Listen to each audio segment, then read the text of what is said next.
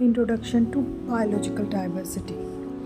Biological diversity is vital to biosphere health, stability, and proper functioning. Its relevance to human health, it is related to climate change, and the climate change are associated with changes in biodiversity.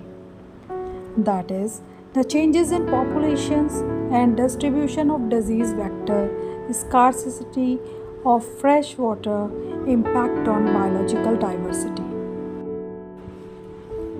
Biodiversity is also known to have an important role in reducing disaster risk and post-disaster relief and the recovery efforts. Biodiversity role in business and industry.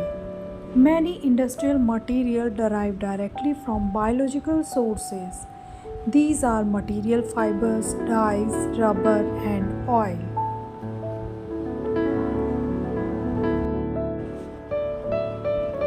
It is important to security resources such as water, timber, paper, fiber, and food. As a result, biodiversity loss is significant risk factor in business development and threat to long-term economic stability. In natural ecosystem, a process of checks and balance is operative which automatically control the population of diverse insect, pests and pathogens. In natural ecosystem, rich biodiversity control nearly 99% of insect, pests and diseases.